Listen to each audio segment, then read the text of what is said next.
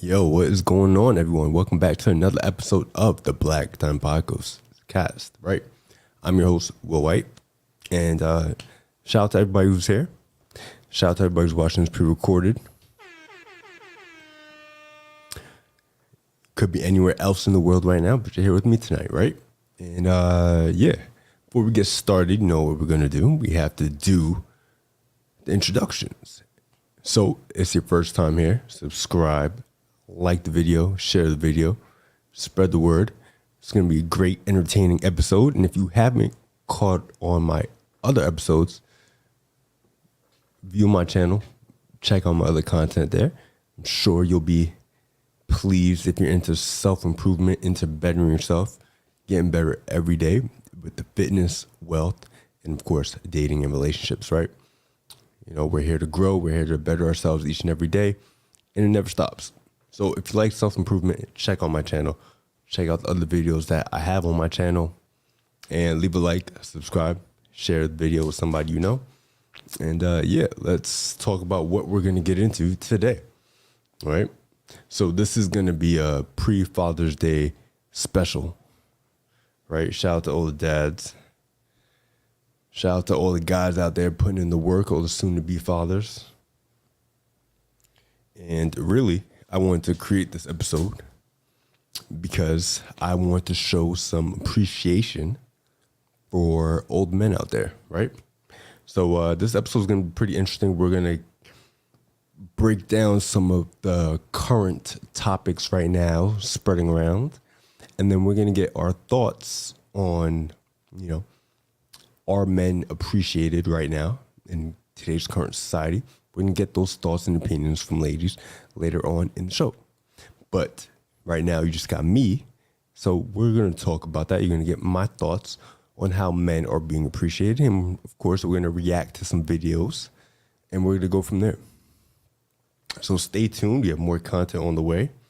And if you haven't by now, follow my other pages. I'm on Instagram and TikTok. Catch me there. Also on Twitter and X. Streaming this on X right now as we speak. So if you're tuned in on Facebook, YouTube, X, subscribe to my YouTube channel right now. Get my followers up. We're on the road to 1K. You want to reach 1,000 subscribers. Get me monetized, guys. I'm trying to get paid for this bullshit, and I'm trying to help you guys grow, especially. Right, and if any topics or any collabs you guys want me to do, let me know. Send me a message, right? I'm checking all my messages right now, and I'm keeping track of everything. And if there's something you want me to discuss, or there's somebody you want me to debate, you want me to be on the show, let me know. I'm down to do anything right now. I'm just here creating content. I got more content on the way, breaking down my long form content so I can give you guys short form content, because everybody's attention span is the same length as a goldfish, right? Everybody's attention span is so short that we have to break down long form content into short clips so that we can get a wider reach. But with that being said, more content is on the way, so stay tuned for that. And so we're gonna get into this topic. We're gonna talk about that. Are men appreciated right now in today's society? And in the current state of society, right? Father's Day is coming up. And I think there's this general message that men aren't really necessary or required as much in the home as they used to be, right? And funny enough, I had this conversation with another guest. Excuse me, guys. Funny enough, I had this conversation with another guest. And the question was, are there some telltale signs when a woman doesn't have a father in her life? And the general answer was pretty much no. There's no general signs when a woman doesn't have a father in her life, which we all know is Stop the cap. We all know that's cap, right? There's definitely some telltale signs that a woman doesn't have a father in her life. And we are here to just break that down a little bit more, right? and why fathers are important. But funny enough, when I had that conversation, the reverse of it was flipped, right, to me. So is it obvious that a man doesn't have a father in his life, right? And the sentiment of that was pretty much yes. There's some clear signs when a man doesn't have his father in his life, right?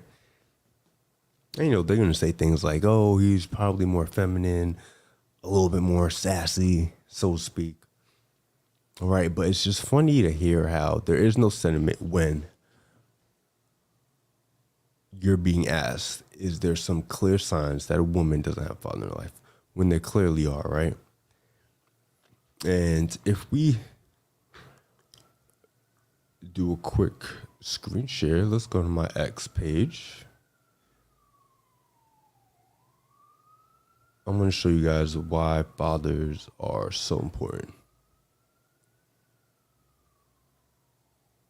Because the media is trying to make it seem like they're not. Guys, this is my Twitter page. If you haven't checked out my Twitter by now, give me a follow. Get me up to 1,000 followers on here too, guys. Like, I post every day. And, I'm trying to grow. Get me up to 1,000 on here. All right, let's go to my bookmarks. Here we go. All right. So great photo. Shout out to Richard Cooper. Children from fatherless homes account for 63% of youth suicides, 90% of all homeless and runaway youths, 85% of all children that exhibit behavioral disorders.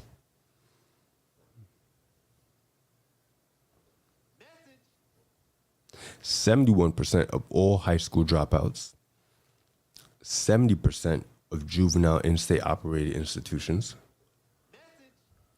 and 75% of all adolescent patients in substance abuse centers.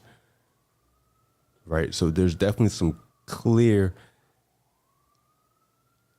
telltale signs that what happens when you don't prioritize men in the household. There's definitely some negative repercussions to that. And we're just now starting to see the effects of that, I think, in today's society. Right? Women are claiming to be more independent than ever before. Right? And when you think about that, you really break down that sentiment and what that means. Who are they independent from? Who are they trying to gain independence from? And it's really just men, right? Women are trying to gain more independence from men with the ability to make their own money, with the ability to be able to live anywhere they want within America and not have to be in fear. So men are not becoming a necessity in the house. They're really just like optional, right? If I want one, I can have one, but I don't really need one. That's the sentiment or the message that's really being spread in today's society. But hold on.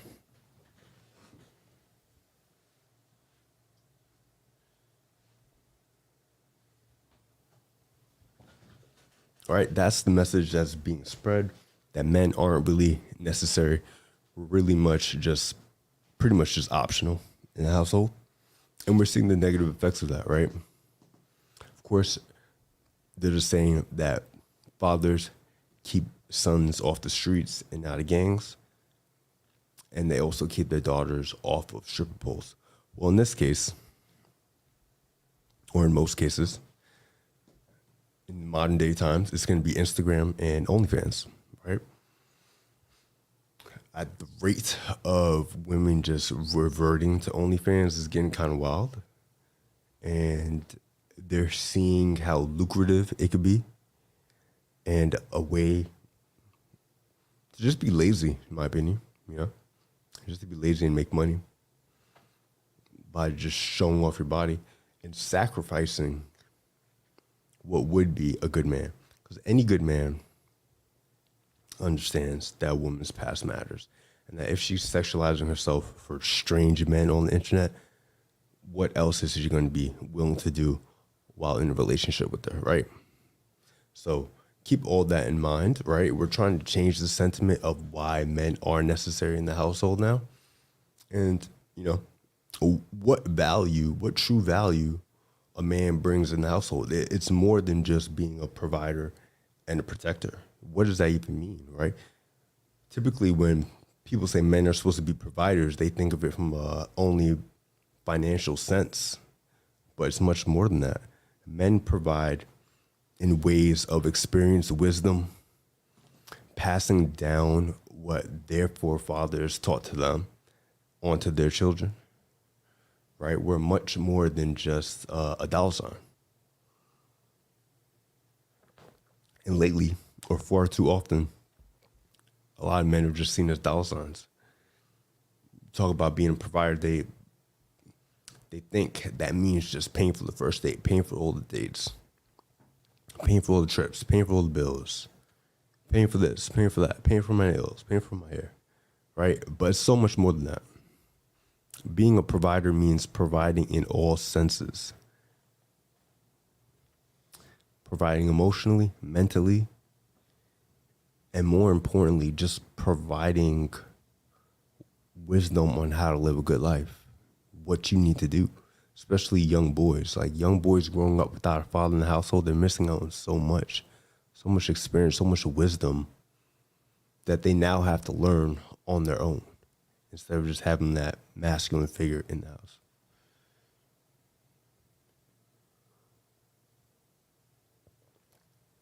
So the sentiment definitely needs to change. We got to get back to just appreciating men and just, really showing society why men are so important to have in the household. Far too often, men are just seen as optional. And this Father's Day is going to be different, right? We're going to see what this is like.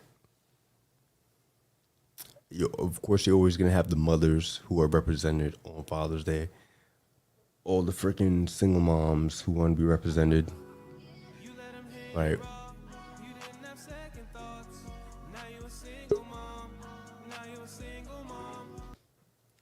But this year, we're changing that.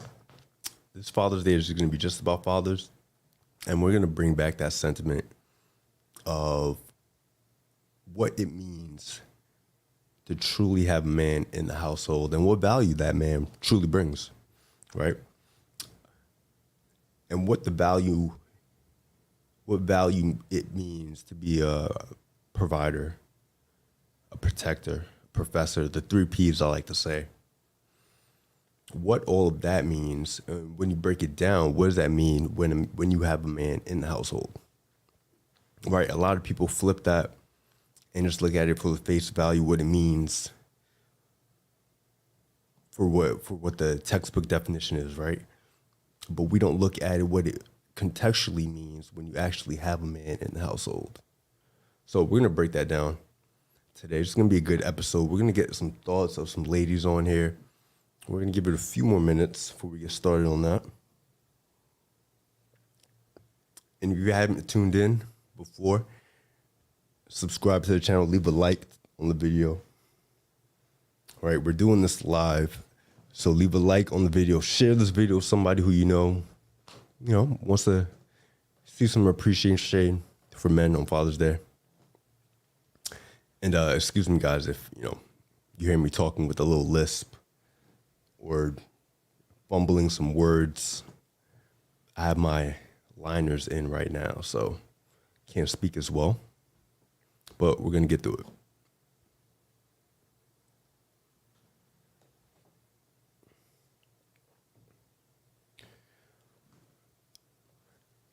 And this is a sentiment we're trying to change.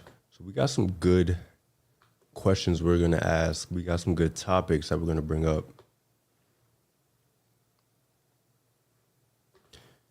And we're going to get thoughts. Maybe I'm wrong about this. Maybe I'm over exaggerating. Maybe men are appreciated. Maybe I just don't know what I'm talking about. Maybe the sentiment isn't that women aren't strong and independent, right? Maybe men really are appreciated. Well, we are going to find out.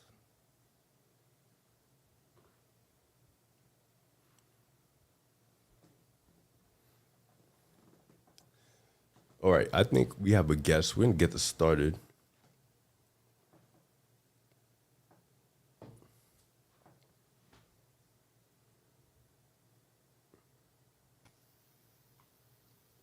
Hello. Hi. Hold on one second. Let me grab my headphones. Okay. I hear an echo.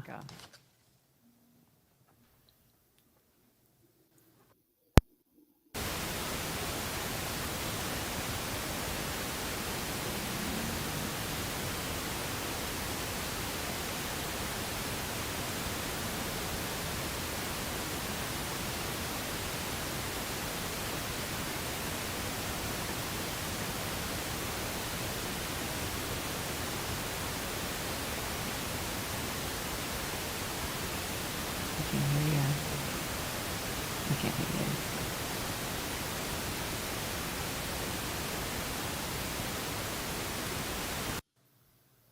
you. Can you hear me now? Yeah. I hate when that happens. Wow.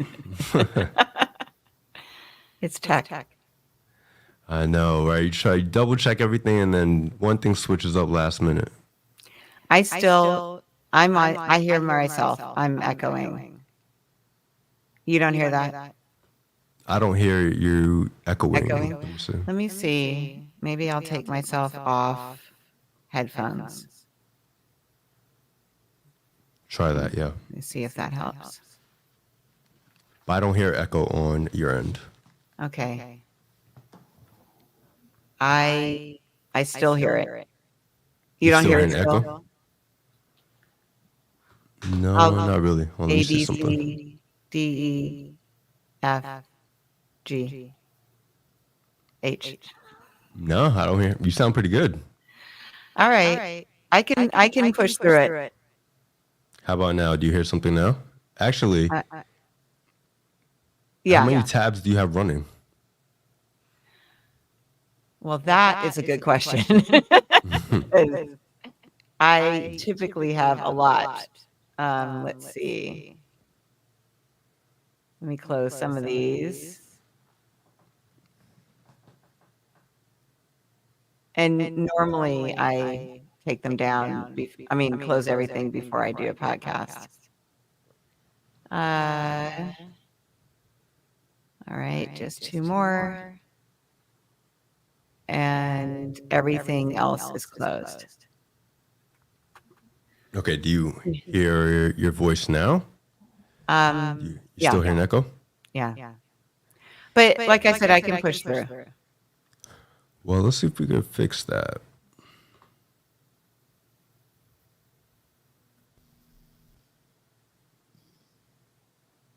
Okay, say something now. Who else? Yeah, it's still there. It's still there. That's really weird. Yeah, I mean, if you don't mind, it's up to you. No, I can do it. Okay. So,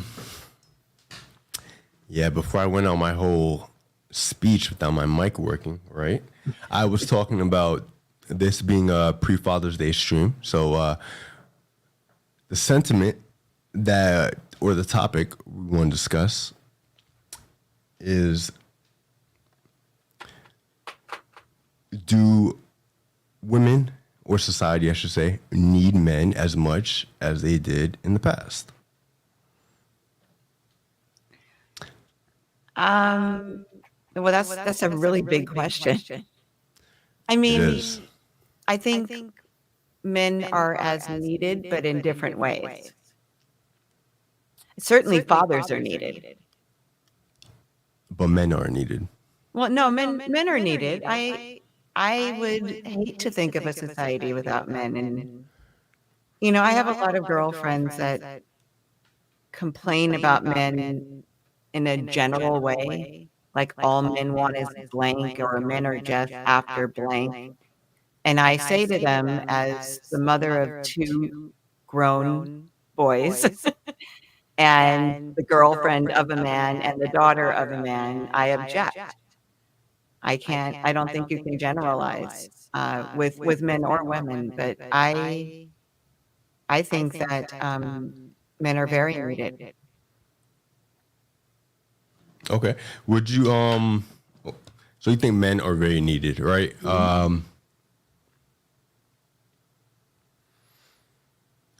Would you say that's a current sentiment right now within society? I think the idea that I hear the most is that men are less needed because they're not needed financially in the same way that they were. That a woman can make as much or not more money on her own, that a woman can, uh, undergo fertility treatments to have a child without a man if they want to. So there are areas where men could be seen as superfluous, but I think if one is like me, cisgender, heterosexual, I need a man in my life. Why do you, okay, in what sense do you need a man in your life? Like, what does a man do for you that you can't do for yourself? Well, besides, sexually, that's definitely part of it. But I think what I think I'm a very strong woman. I think I can be intimidating to some people, but I really enjoy like my man taking care of things around the house. Like I enjoy him taking care of the errant spider for me. I mean, I don't need for my man to do those things, but it's really nice. And I mean, if you're talking about need, Need. I Yep. really appreciate and need having a partner in everything. Like when we purchased this home, which we did equally, to have someone to share that with, and I don't think that would have been the same if it had been a girlfriend I was purchasing the home with. This is a home that, you know, we have different perspectives on, we bring different things to the table, and, it's hard because I hate to divide things by gender because it's not controversial, I guess, but there are so many different opinions, and gender is fluid for so many people. But in my relationship, there are, stereotypical gender roles. Okay, before we get into that, right? Yeah. Didn't even do introductions. Wow, look at that. I got so flipped around with my mic not being on that I forgot to do introductions. Okay, let me get your name, age, your education, what you do for work, and your relationship status. Okay. My name is Laura Cathcart Robbins. Okay. I am 59 years old. Okay. I'm in a relationship with the same man for 16 years, and I was married before that, for almost as long. I am an author, writer, podcaster. What else Okay. did you ask? Education. Oh, I have no formal education. I didn't, finish ninth grade, and I never went to college. So you're dropped out of middle school? No, I went to ninth grade, I just didn't finish it. You just didn't, so you dropped out of high school? Yeah. Oh, okay. Why was any reason for that? Just wasn't for you? There was a lot of reasons. I think the most obvious one was I came from a very small private school in Cambridge, and we moved across the country, and I went to Berkeley High, which is like a 3,000 student public school, and I was just really unprepared and lost, and I was embarrassed to ask for help. So I started failing out of everything, and I didn't want to take their recommendations and repeat or do remedial classes. So I chose not to. Okay. For your relationship status, would you say you're a girlfriend for 16 years? Yes. Okay. Do you not want to be married again? I don't. You don't? Interesting. Why not? I'm curious. I want to preface this by saying I'm not against marriage at all, and I love weddings, and I really support my friends' marriages. But for me, there's something about the business aspect of it, which I didn't know as much about until I got divorced, and how much paperwork there was involved in that, and how marriage is really a legal contract. Um, I don't ever want to go through that again. And honestly, I feel like my relationship is great. Yeah. You know, he and I are together not because of a contract, but because we just really want to be together. And I'm also not ruling it out. I think if we continue to grow old together, we'll probably need to get married for medical reasons so that we can be each other's, you know, uh, what is it called when you it's their contact, their emergency contact, their the person who has rights in the hospital who can make decisions Yeah, I for you. forget. Yeah, it's like some You know type what of I'm talking about. vote. Yeah, I know what you're talking about. Yeah. When somebody gets hurt, they can make decisions Yeah. about your You life have and to be things like that. family in Yeah. order to, and so legally I would not be. So that might be a reason for us to get married, and I'm not ruling that out. But at this moment, I do not want to get married. Would you say that the legality part of marriage has kind of changed the dynamic of what marriage was supposed to be? Because back in the day, there were no contracts, right? It was like if you were married, nobody really divorced. They would stick it out. They would stay together. They would work things out.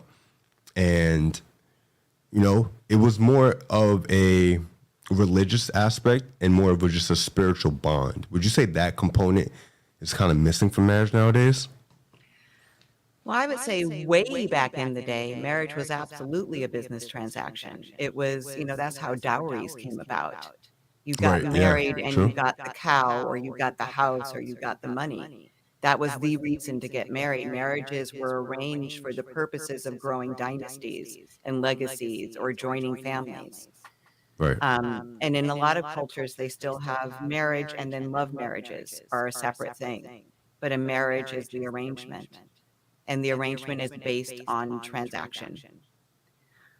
But I hear what you're saying, and I think you're talking about like in the 40s and 50s, 30s, 40s and 50s, especially here in Yes. this country, where people kept the same job all their lives. They got in at an entry level, they got promoted and promoted and promoted, and then they retired.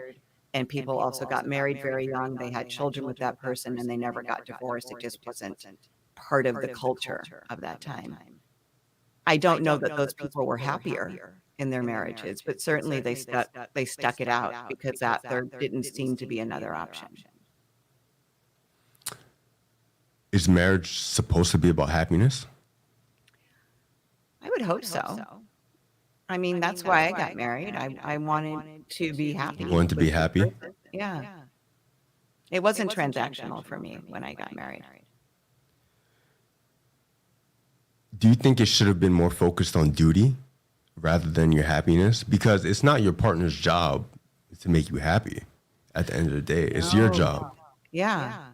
No, I agree. I didn't marry him because he would make me happy. I thought the marriage itself would make me happy. I thought being married would make me happy.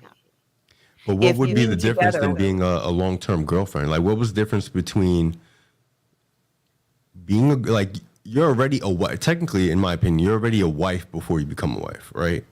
So the only thing that really changed in modern day marriages is the contract that you sign and the obligation you have to his assets if anything happens. yeah. Outside of that, the relationship is pretty much constant, except for like maybe a child might pop up if you're doing it right. But not at my age. Yeah, I mean, so yeah, and that was the other thing is children were out of the picture for he and I when we got together. We were I was in my mid 40s and he was in his early 40s, and it's it is the contract that's the stopgap for me. That's the deterrent. I don't want to go through that again. I don't see any reason to have a contract. The Right. ceremony, I might not be opposed to, you know, standing in front of witnesses and saying vows, and I don't feel the need to do that, but I probably wouldn't be opposed to it, but I don't want to go through the legalities again if I don't have to. Yeah, I think most modern marriages don't really need the contract or the government involved within the relationship. I think that's where the problems really come into play. Mhm. And we really lost that sense of just duty and what it means to be a wife and what it means to be a husband. And then when you factor in the ease and the cost of a divorce, Yeah. and the fact that women initiate 70% of the divorces and men lose most of their assets in most of the divorces, right? I just think the way we look and treat marriages need to change. And, maybe we need to bring back that aspect of just a spiritual bonding, right? And, it was refreshing to hear you say that you were just a long-term girlfriend, that you didn't need marriage, Yeah. because it just felt like you understand how dangerous it could be after experiencing it. For me, I want to underscore that because I know for a lot of people it absolutely works, and I agree with Well, you. for what people do you think it works for? Who do you think it benefits more, the man or the woman? So I will say this. I have a small group of friends. I have a lot of acquaintances, but I only have about 10 friends. Of these 10 friends, 8 of them are the breadwinners in their relationship. They're all married to men who also make money, but not as much money as these women. The women are the homeowners. They're the people who purchase the home. They are the people who bring home the most money. They kind of are the shot callers in the relationship. Not always, but kind of. When it comes down to big financial decisions, because they bring in the most money, these are the how the decisions go. It's maybe, 60-40, 60% her, 30%. So if these women were to get divorced, they would be the ones taking the hit financially. They would be the ones having to divide the things that they brought into the marriage. And a couple of them, I strongly advise to have prenups so that they wouldn't have to worry about that once they got divorced, if they get divorced. So I think probably in general, divorces impact the husbands more, but in my world, in my little ecological system, it's the women. That's, it's funny that you have so many friends who are in that scenario, because that scenario in itself is like super rare. Yeah. But what are your honest thoughts about the woman being the breadwinner, basically being the leader in the relationship, and the man just being second in command, basically? Not being able to make that final say. I think there needs to be an agreement in the relationship that regardless of who brings in the most money or the money period, the relationship still needs to be a partnership. So that no, there is no unilateral decision making on either part. Everyone comes together and comes to a decision where both of them have equal say, regardless of finances. That's what I think. But honestly speaking, if the man was making more money than the woman, she wouldn't have, as that 60-40 probably wouldn't even be a thing. I think it depends on the man, but yeah, you have a good point. This is another reason why I don't want to be married, because when people get divorced and they're looking at finances, people get nasty. People go low when they've never gone low before. They bring up things they would have never brought up before. And sorry, my brother is texting me. I thought maybe he was watching. Never text me. But it brings out the worst in people, I think. And I think it's really hard to say, like, my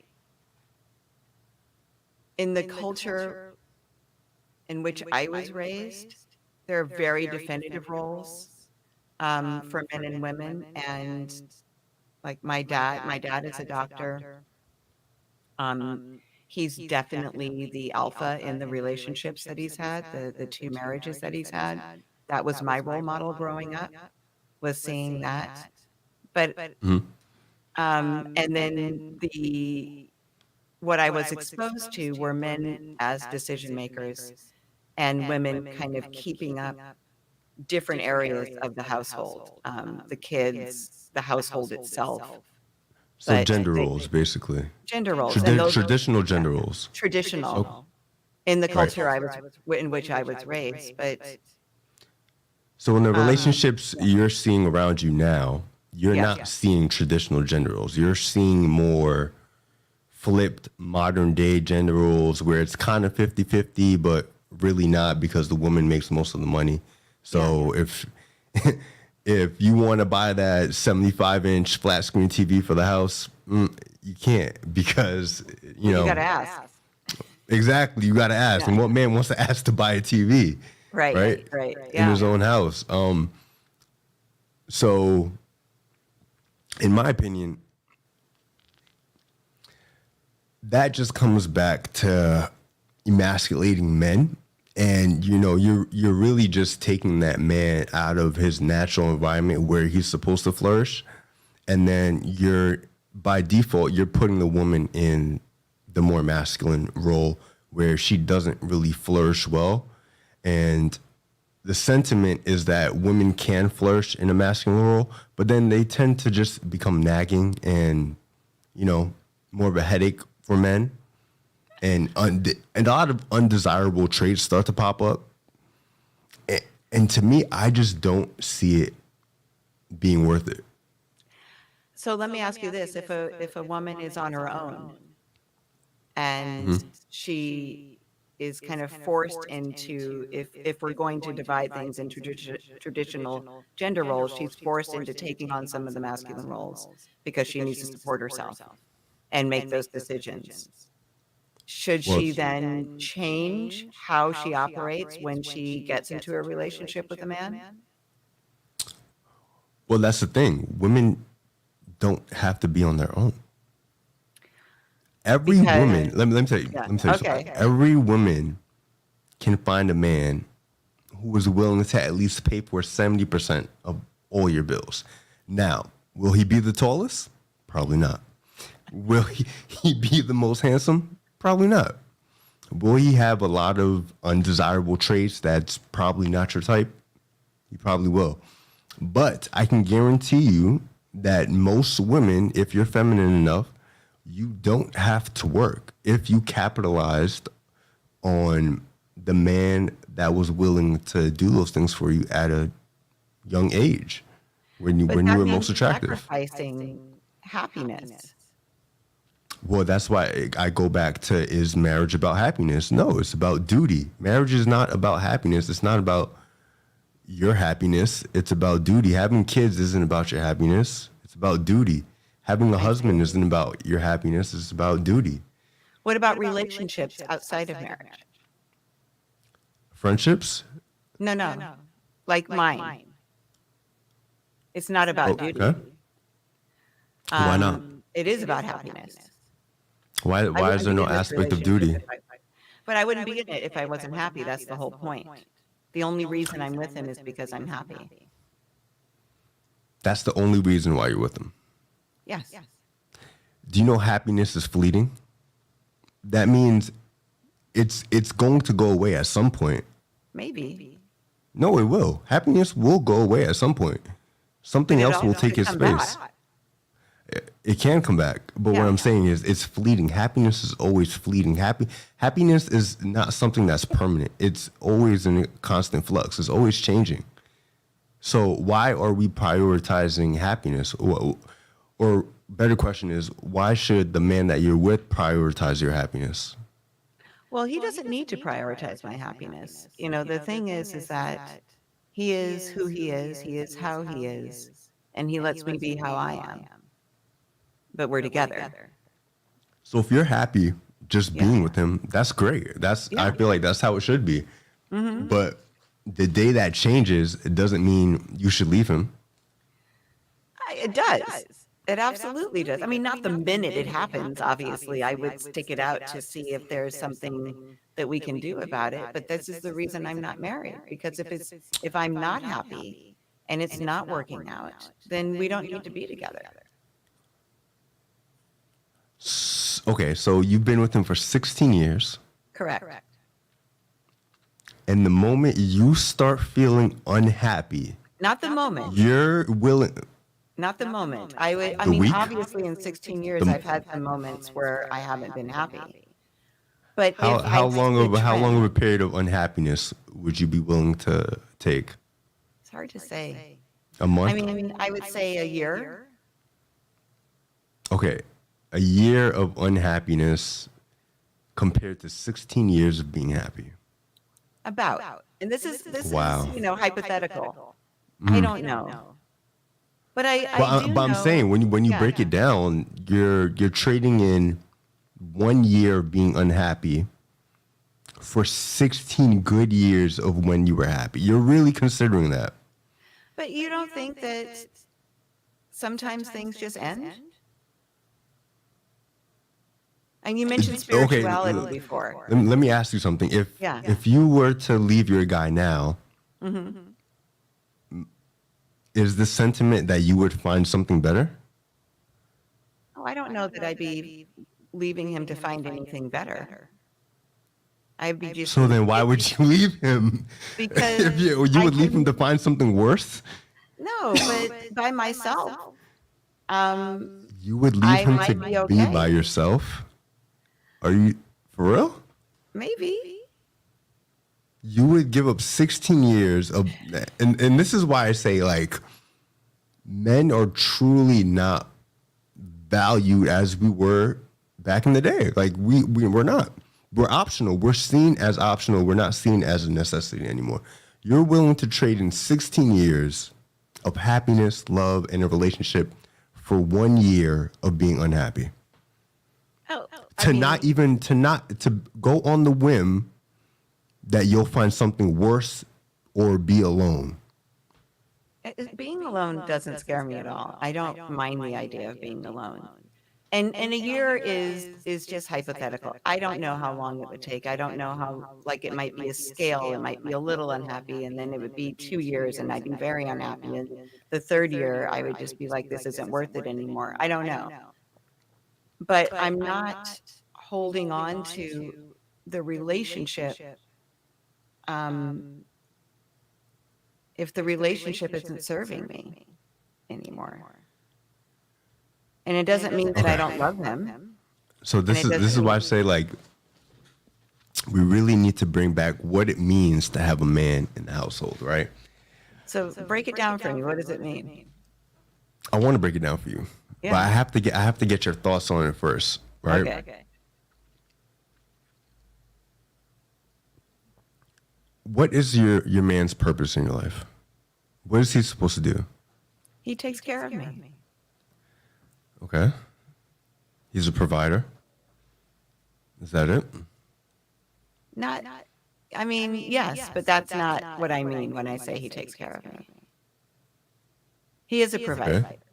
He is a provider? But he makes sure that I'm okay. For instance, because I mentioned that I'm a podcaster and a writer. When I'm on a deadline, he makes sure that I eat. He makes sure that, that I take breaks when I need to.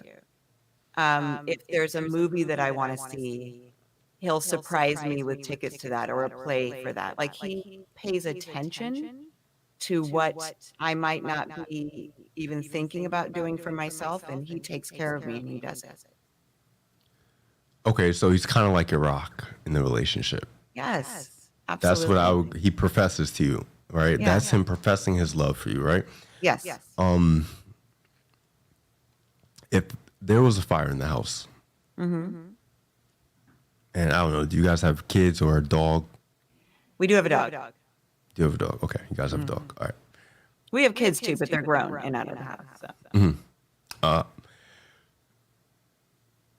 Do you think he would allow you to lay in bed while there was a fire going in the house and have him run out the house first? Absolutely not. Okay, so do you think if you guys were out on a date and someone grabbed you, do you think he would look at you and be like, hey, are you going to do something about that guy? Or do you think he would step in? No, he's my protector. He's your protector. Yeah. Great. Yeah. He's a provider, a protector, and he professes his love to you, right? Yes. He would literally, based on what you said, it sounds like he would risk his own life to protect yours. He has. You know, we live in LA. People are crazy here. And he steps between me and whoever it might be that's approaching, even if they just look a little odd. He makes sure that I'm on the inside and he's on the outside. He's my protector. So why would you even consider leaving a guy like that? I really want to know, why would you consider leaving? For one year of unhappiness, for one, let's give it even 2 years. Let's say there's 2 years where you're just unhappy as hell, you know?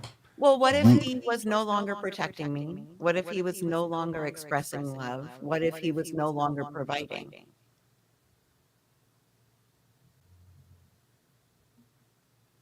Then that might be a deal breaker for me. I don't know. That would be a deal breaker. Yeah. But I really don't know. It wouldn't just be like, you know, I became unhappy in the relationship. There would have to be something that shifted. As it is right now, I don't see me ever leaving him. Okay, what's your role in the relationship? We got his role in the relationship. What's your role in the relationship? I'm the checks and balances. Like You're the government? Sure, huh? You're the government? No, but I make sure that things are taken care of, like bills are paid on time. I make sure that, you know, I remind him about what needs to be taken care of and when it needs to be taken care of. He sends me his work emails to go over because I see things that he doesn't. So I literally check things for him before it goes out because he has a separate business. And, you know, it's not in his purview to make sure that the gardener gets paid or that, you know, the driveway guy who's coming to paint is scheduled on a certain day. That's just not something that he deals with. I deal with all that stuff. It's all the logistical stuff I deal with in the relationship. Okay. So, I mean, basically you add value where he sees fit. I add value. My assets match his deficits. Okay. Do you think if you stop doing those things, he would consider leaving you? If I stop being checks and balances? Yeah. Do you think he would consider leaving you? I don't think so. I hear what you're saying, but it's not the same thing. Oh, it's not the same thing. Really? So he stops doing his things for 2 years. And this is not to come at you because I've spoken to a lot of women where they say like, well, if my guy stops doing the things that he did before getting me and he got me, then that's excuse enough for me to cheat or leave the relationship. And when you flip it in reverse and you're like, well, what's your responsibilities? I mean, what you do can't even compare to what he's willing to do for you. It doesn't even compare in the tiniest bit. This guy's willing to risk his life for you. And you're talking about basically, you know, being, an assistant, a good assistant, right? But, you know, if there was a fire and he was passed out, I'd get him out of the house. I'd risk my life for him. Like if he were incapacitated. But you can't pick him up. I can drag him. I'm strong. Okay. All right. Maybe you can't drag him. I don't really know. But I'm just saying, if the difference is like he's the one who's on high alert for things like that. Like if someone grabs you on the street, he's putting himself in the front line. Absolutely. Right? Yeah. And it's like there's no leeway or any type of, I don't want to say forgiveness, but patience for guys when they're going through like things for a couple, whether it be a year, 2 years, 6 months. There's always going to be some type of timeline for women on the threshold of how much they're willing to take, right? Yeah. And then Go ahead. I'm not finished. When you break that down, right? But most men, if you don't know, you should know this, that when you don't uphold your responsibilities as a man, you are on a countdown. You are on the timer, right? And this is going to go for every woman. This is not just her. It's not to just come at her.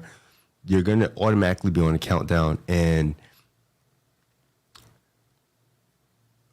when women say why men don't open up, why are there certain things we don't tell women, or why we're able to do certain things and a woman can't, it's because of this. It's because your responsibilities in the relationship can be forgiven or have a lot of patience for. Men are not willing to leave you for not upholding your end of the bargain. In some instances, I would say maybe like if you stop having sex, even if you stop having sex with your guy, he may not leave you. He may just cheat on you, but he may not leave you. So in a lot of instances, guys will make a lot of exceptions for the woman that they love. But when you flip it, after you reach that threshold for a woman, whether it's 6 months, a year, 2 years, she's not going to make any more exceptions for you. She's either going to push you out to leave, whether it's in the form of cheating or nagging you to death and then just showing you very unlikable traits and qualities of herself, or she's going to divorce you and then just leave that way, right? There's two different dynamics to every relationship, and men and women are just not equal. And when you talk about, why men are able to this, or why men are able to date a different certain way than women, it's because of that right there. But I think that your hypothesis depends on me kind of suffering in silence for 2 years and then making a decision to split. That would never be the case because he and I are great communicators. If he's going through something that gets in the way of him being able to provide for me, to protect me, any of that stuff, we're going to be talking about it. I'm not just going to decide it's not happening, so I'm out. Do you know what I mean? It's not like I'm not going to suffer in silence either. If something's not right, we're going to be talking about it. And then if he relays to me that he's struggling in one area or another, I'm 100% there for him. I'm not leaving him when he's down. If he can't take care of me because he's got something going on with himself, then he and I are going to figure out how he can take care of whatever it is that he's struggling with. I'm not going to be worried about me. So this wouldn't just be me deciding 2 years later it's not working. This would be if something was going on with him, that we would have to have discussions about it. And then if he decided that whatever was going on was too monumental for him to ever change and become who I needed him to be in the relationship, we would have that discussion too. I wouldn't just let him leave though. Right. You're saying you would discuss it first, maybe possibly go to therapy, work on it. Right. We would do whatever it took. Right. We are good communicators though. On Sunday mornings, we have this thing where we don't get on our phones. We don't watch TV. We don't answer the house phone when it rings because we have a landline. And we talk until about 12 o'clock. And we just break down the week. We break down anything that's going on with either of us. We get current on each other. Because a lot of stuff, when two people are busy, slips by during the week. So we do that every Sunday morning and make sure that we're good. So it's not going to be 2-3 weeks when we don't know where the other one is. And we make it a point to set that time aside. Let me ask you this. You're in a position of a long-term girlfriend and it's working out very well for you, right? Yes.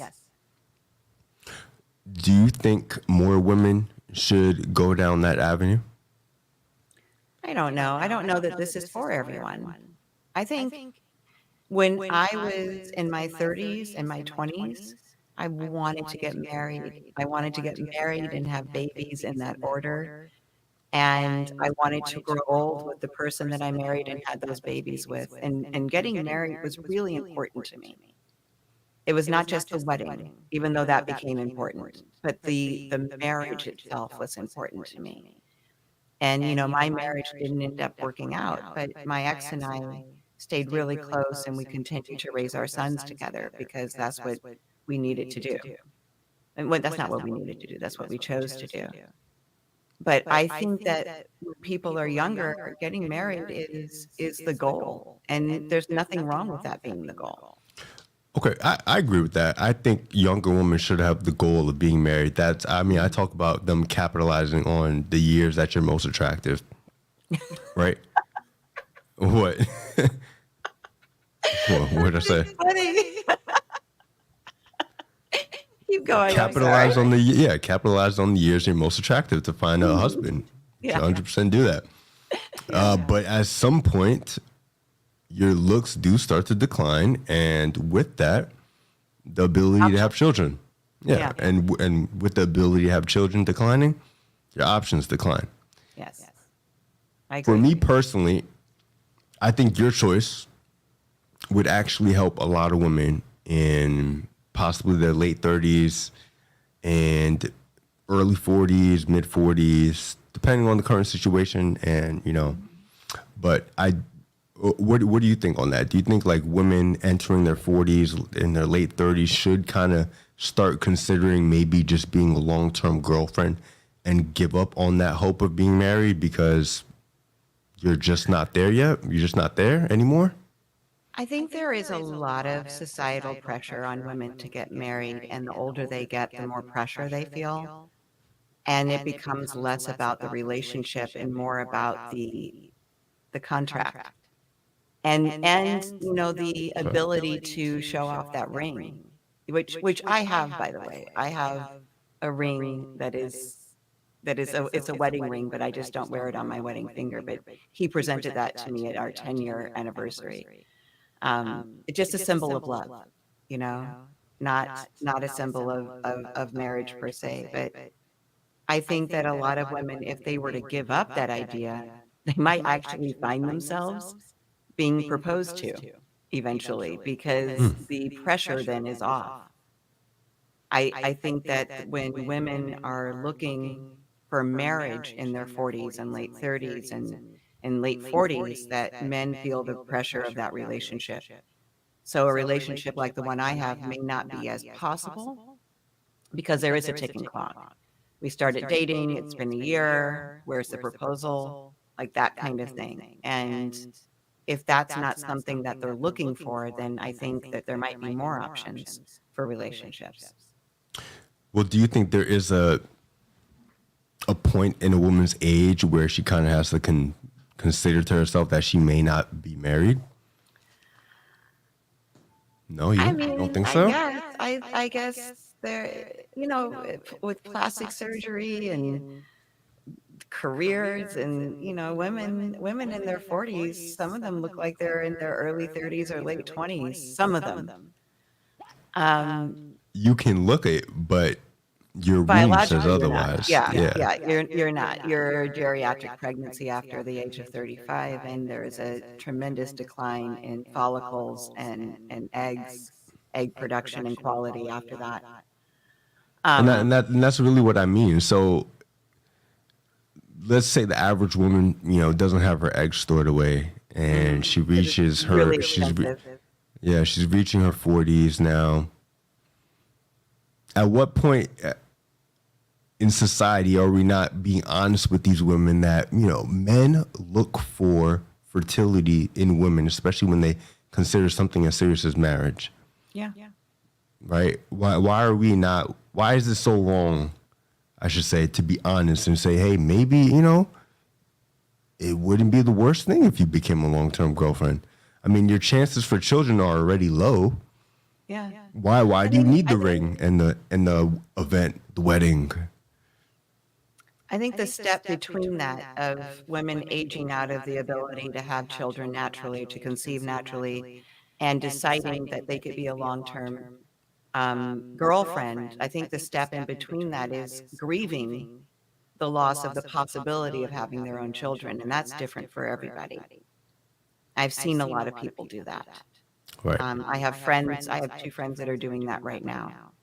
And I don't know what timeline grief is on for anybody for, if they lose somebody or if they have lost the ability to do what they thought they were always going to do, which is bring a child naturally into the world.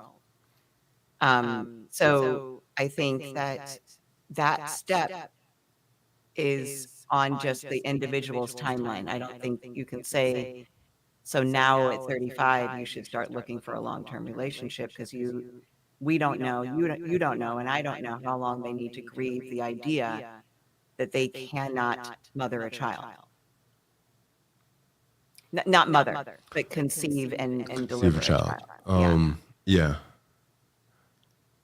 I see your point, the grieving process, but then you also have to take some accountability in your life. Like I said, why didn't you? I mean, my first question would be, why didn't you capitalize on your most attractive years to find a mate? What did you? And that comes back to prioritizing men, right? Do you prioritize men in your life, or did you prioritize finding a husband in your life? Mm-hmm. And when we look at the numbers, right? I don't know your ethnic background, but are you African American? Yeah. You are? Okay. If we look at the numbers, 25% of black women actually get married, and African American couples actually have the highest rate of divorce. I think it's hovering above 30%. So black women are the least married, and black couples are the most divorced. It's too bad. Two negatives hurting us already, mm-hmm. right?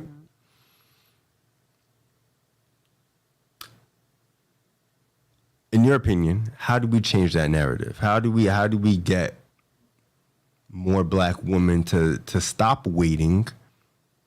Because I mean, it's a known fact that the longer you wait, the higher your chances are for geriatric pregnancy. The higher your chances for geriatric pregnancy lowers your chances of finding a man who wants to be married to start a family, right?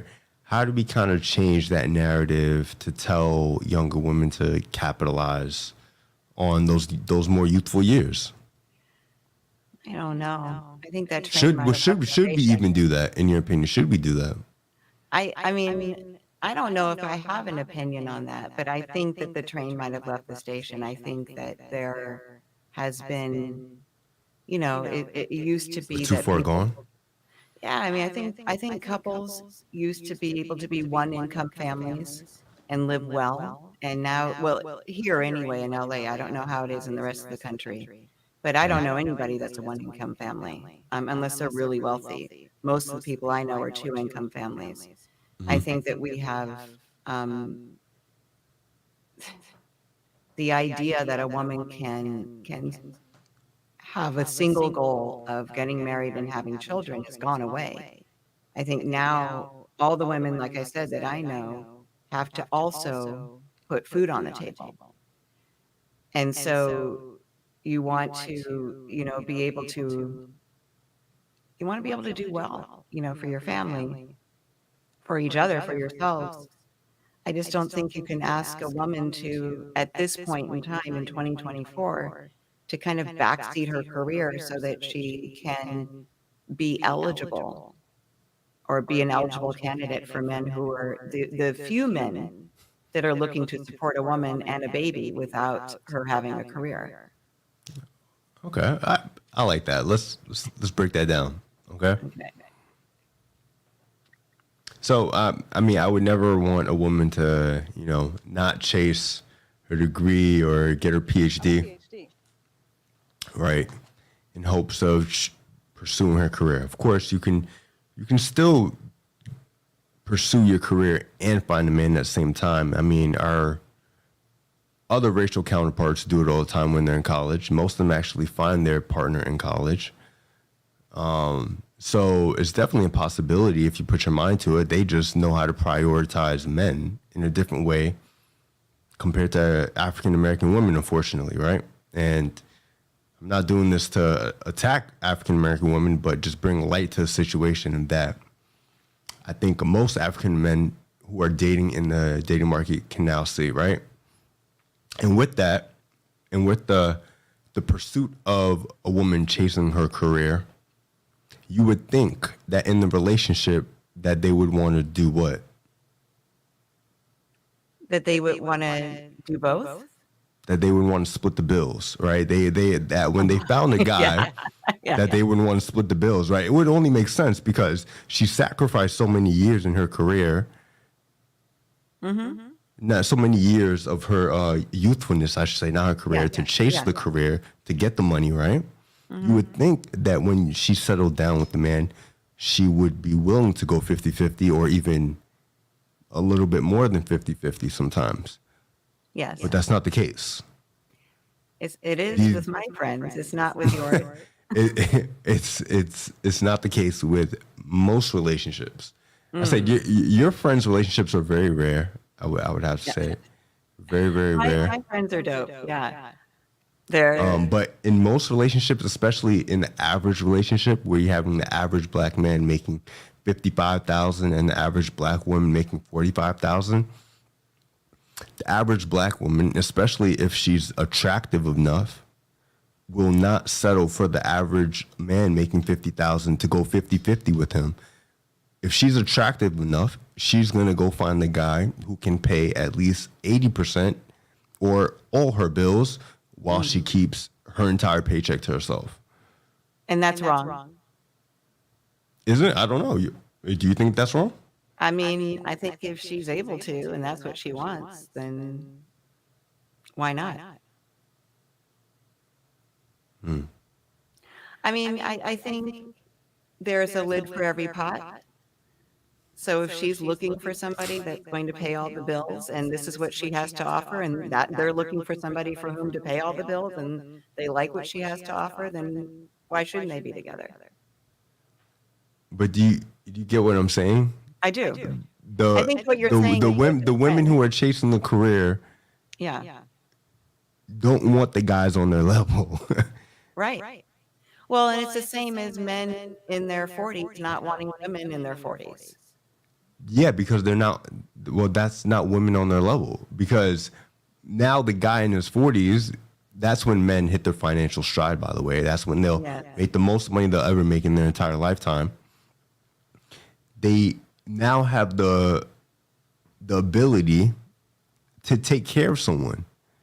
And if they're smart enough, they would have held off on having kids and being married and would have waited until, they were financially stable enough to lock down a younger woman to be able to do that. But what about love? Love is like catching the flu. It doesn't care about the 40s and financial stability. It makes you swoon for that person. It sweeps you away. What about that? And then that's why you have the 30% divorce rate, right? Right. Because love fades, and it's not about marriage, isn't about love totally at the end of the day. It's about duty. It's about responsibility. I think it's a business transaction, marriage. Is what I think it is. More than that. It's about duty. It's about responsibility. It's about upholding your end. Upholding your end of the bargain. See, I don't know if I agree with that, but I hear what you're saying. I know exactly what you mean. I just don't know that I agree with that for myself. But again, this is why I'm not married anymore, because I felt the weight of those traditions on my situation.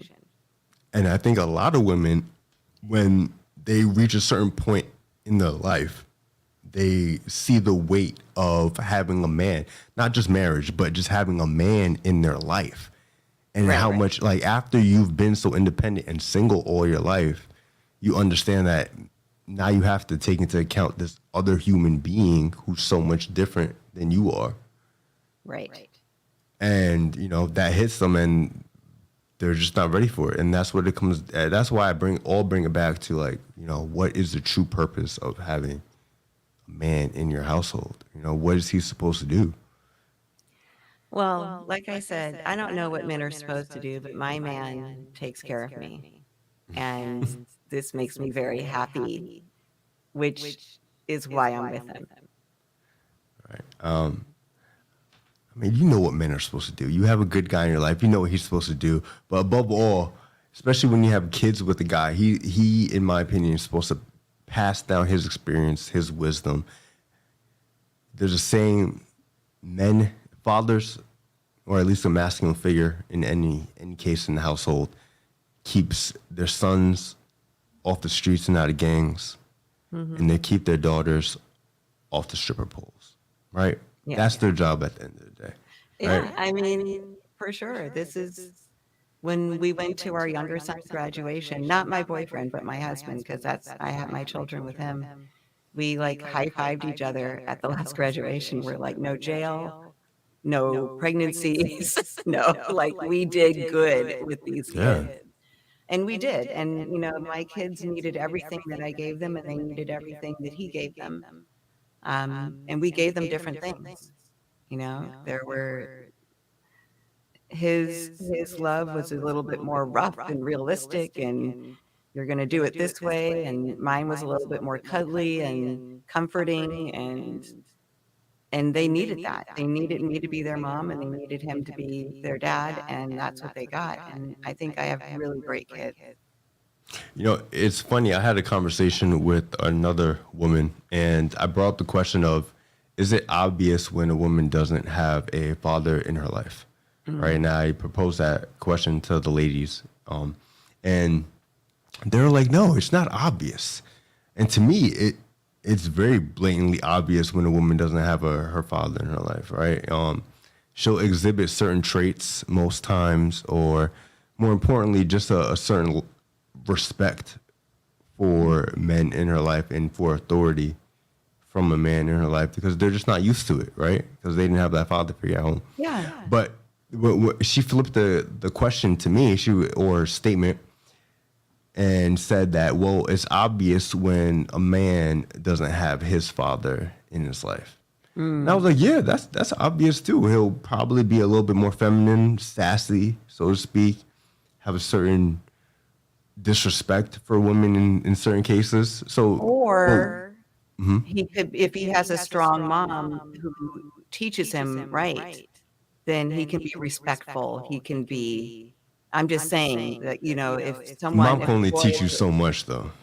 that's true. That's true. You need a strong masculine figure, I think, when Yeah. you have, and boys or girls, honestly. I don't think it Yeah. matters.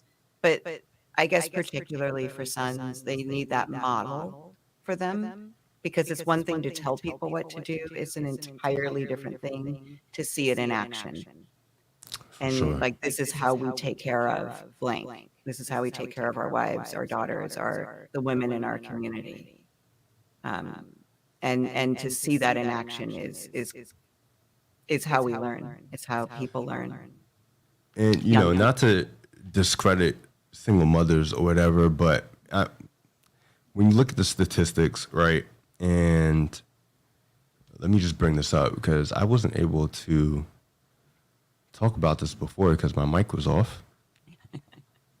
And But I don't know if you saw my chat, but I have to jump in a minute. Oh, you have to jump in a minute? Okay. Yeah. Well, do you have any questions you want to ask me to wrap this up?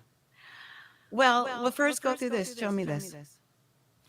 All right. Yeah, quick slide from X. Children from fatherless homes account for 63% of youth suicides, 90% of all homelessness and runaway youth, 85% of all children that exhibit behavioral disorders, 71% of all high school dropouts, 70% of all juveniles in state-operated institutions, and 75% of adolescent patients in substance abuse centers. So basically, just a quick synopsis of what happens when fathers aren't in the home. And, you know, single mothers try their best, but there's nothing like what a father can do. So. No, I agree. I credit my father for so much. My father, I have 5 brothers, And one of them he raised by himself. He's my half brother, and the mom was not around. He did an amazing job with him, and he's now a father of 3, and he's with their mother and has been for years and years, and they have a really great relationship. They have fun, but they also are really, they've created a safe, solid household for those children. So I'm very much, and this is what I was saying in the beginning, I have friends that want to discount men, and I would never do that. I believe that my ex-husband and I raised our sons to respect women, and he modeled for them how women are to be treated and respected and taken care of. And my father modeled that for me and for my sons. And my boyfriend is also another example of that. And I think that I got very lucky. I think so too. Yeah. Shout out to your guy. I will shout out to him. But yeah, if you want to shout out your socials where people can find you or anything you want to promote, you could do it now. Before you head out. Yeah. On Instagram, I'm my name, Laura at Laura Cathcart Robbins. Cathcart is CATHCART. Nobody can ever spell it. Robbins is ROBBINS.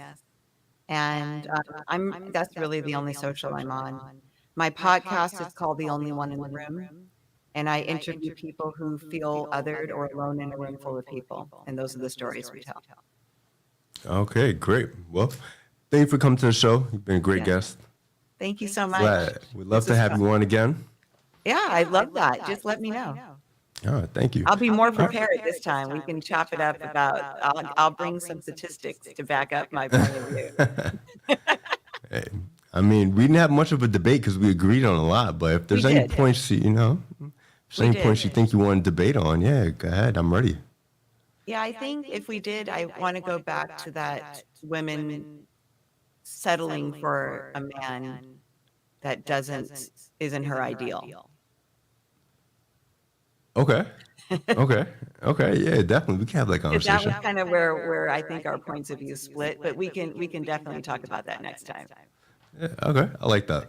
Okay. All right. Well, thank you for coming. Having me. Have a good night. You too. Bye-bye.